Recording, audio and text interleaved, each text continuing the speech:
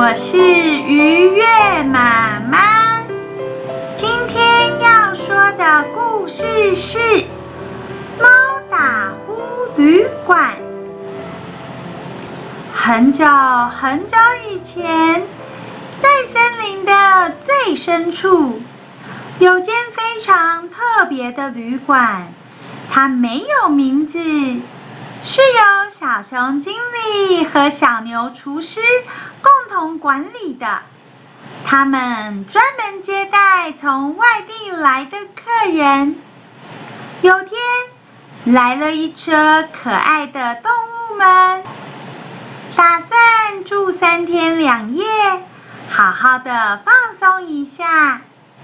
大家一下车，就迫不及待地开始运动游戏。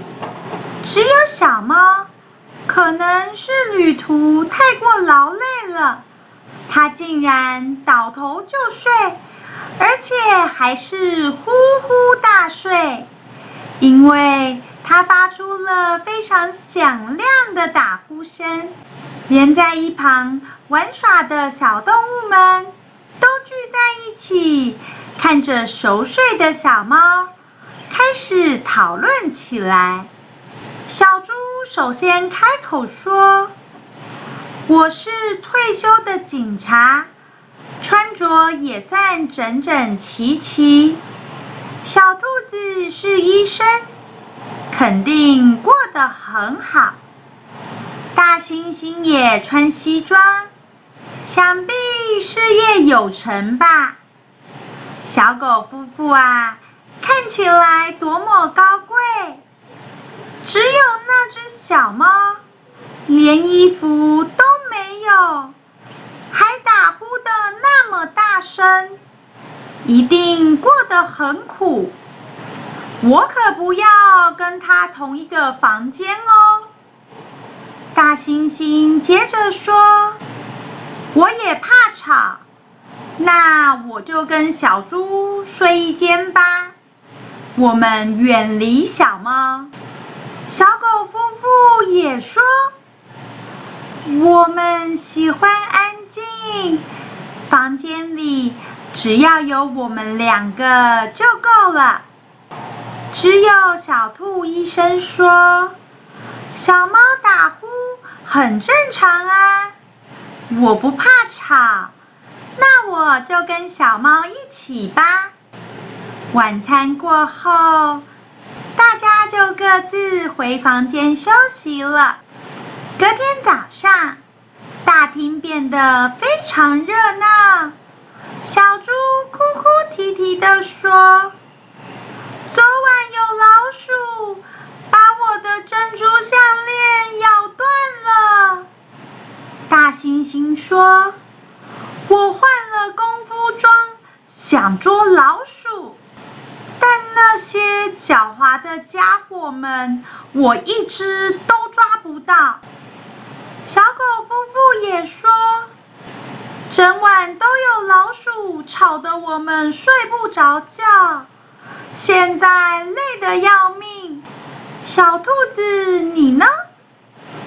只有小兔子笑嘻嘻地回答：“我睡得很好哦。小猫嘛，白天打呼，晚上就特别有精神。它整晚都在努力地抓老鼠，所以我才能安安稳稳地睡个好觉。”大家都好惊讶哦，原来小猫才是真正的英雄。咦，那小猫呢？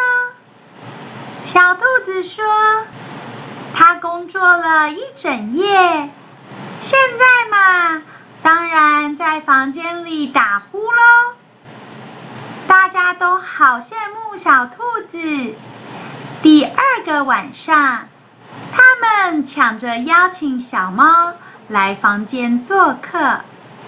小猫也很尽责，在小猪和星星的房间守到半夜，又在小狗的房间里待到天亮。这个晚上，他一共抓住了28只老鼠。那些还没被抓到的小老鼠啊，都赶快收拾行李，准备搬家逃命去了。因为有小猫的守护，大家才可以睡到天亮。整间旅馆到处听得到打呼的声音，原来打呼也是一种幸福的声音呢。小熊经理和小牛厨师特别感谢小猫，帮他们解决了长久以来的烦恼。他们诚挚地邀请小猫能够常常回来玩，并且保证一定会给它最好的房间，甚至终于帮旅馆取了一个名字，就叫做猫打呼旅馆。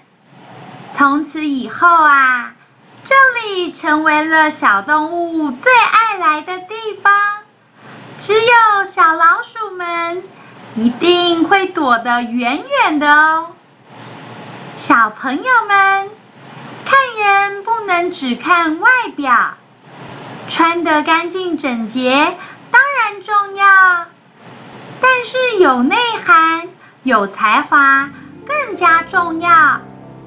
所以我们不能随便轻视别人，应该要认真找出别人的优点，并且努力学习大家的优点哦。